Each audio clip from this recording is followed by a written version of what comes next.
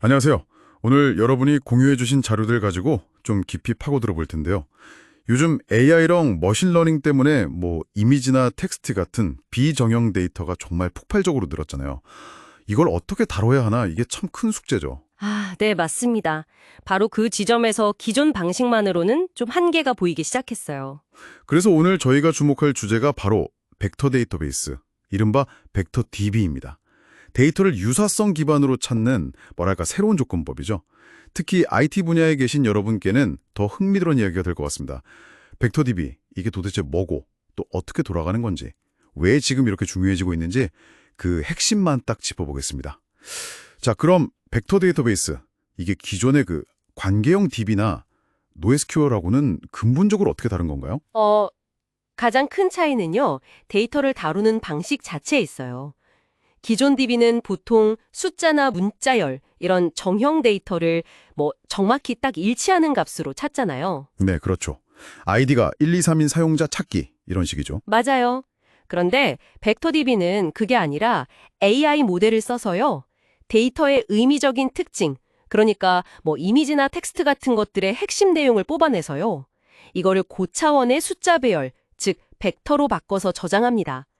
이걸 보통 임베딩이라고 부르거든요. 아, 임베딩 들어온 것 같아요. 그러니까 단순히 같은 단어 찾은 게 아니라 그 비슷한 의미를 가진 데이터를 찾는다는 거군요. 네, 정확합니다.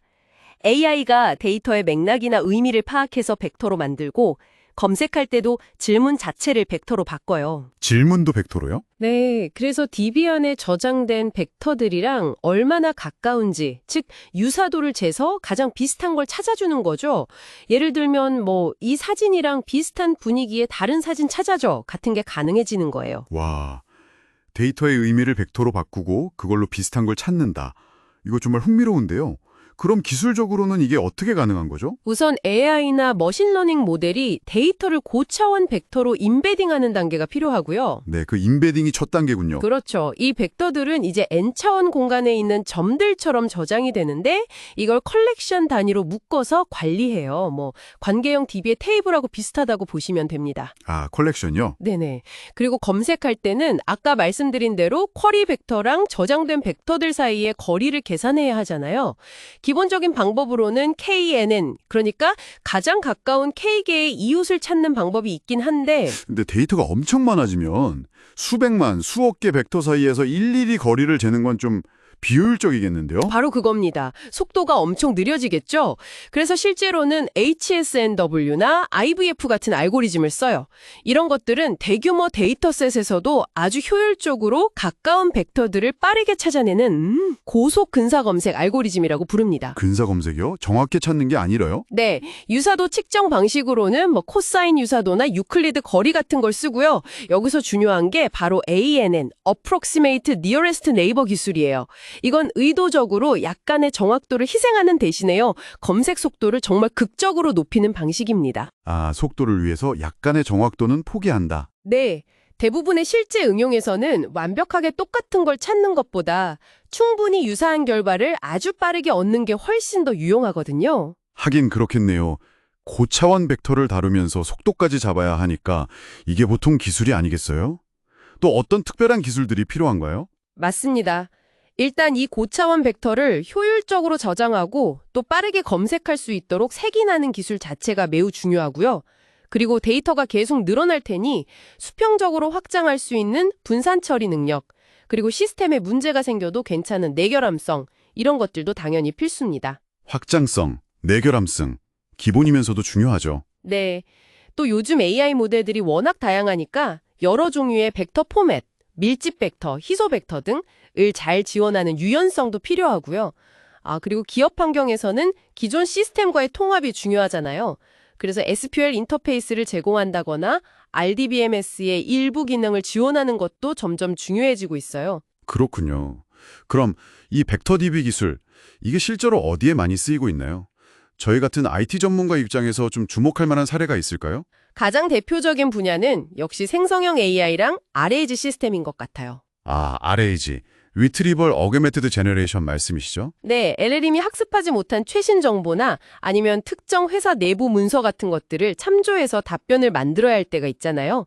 그때 관련성이 높은 정보를 벡터DB에서 아주 빠르게 찾아다가 LLM에게 주는 거죠. 아하, 그러니까 LLM이 원래 아는 지식만 쓰는 게 아니라 외부의 최신 정보나 특정 데이터를 실시간으로 가져와서 답변의 질을 높이는 거네요. 맞습니다. 이게 LLM이 가진 그 정적인 학습 데이터의 한계를 넘어서게 해주는 아주 중요한 변화거든요. 키워드 검색만으로는 찾기 힘든 좀 문맥적으로 연관된 문서를 딱 찾아주는 거네요.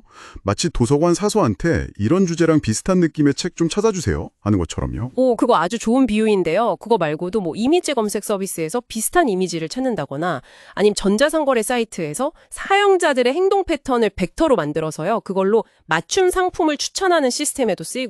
추천 시스템에도요? 네. 그리고 보안 쪽에서도 활용이 돼요. 시스템을 로그 데이터를 벡터로 바꿔서 평소와 다른 이상한 패턴을 탐지하는 거죠. 기존의 로그 분석할 때 특정 에러 메시지, 그러니까 키워드만 찾던 것보다는 훨씬 더 정교하게 이상 징후를 잡아낼 수 있게 됩니다. 활용 분야가 정말 넓네요. 앞으로 이 기술의 중요성은 더 커질 수밖에 없겠군요. 네, 그럴 수밖에 없다고 봅니다. 생성형 AI는 계속 발전할 거고 또 텍스트뿐만 아니라 이미지, 음성 같은 걸 다 같이 다루는 멀티모달 AI가 확산되면 벡터DB의 역할은 더 중요해질 거예요. 멀티모달 데이터 처리에도 핵심이 되겠네요. 그렇죠. 근데 또 흥미로운 점은요. 포스트그레스웰 같은 기존의 유명한 관계형 DB나 다른 NoSQL DB들도 요즘 앞다투어서 벡터 검색 기능을 추가하고 있다는 거예요. 확장 기능 형태로든 아니면 아예 내장 기능으로든요. 아, 정말요? 기존 DB들도요? 네, 이게 뭘 의미하냐면 벡터 검색이 더 이상 어떤 특수한 목적의 DB만의 기능이 아니라 데이터를 다루는 아주 보편적인 방식 중 하나로 자리 잡고 있다는 신호로 볼 수 있겠죠. 와, 오늘 제대로 정리되는 느낌인데요.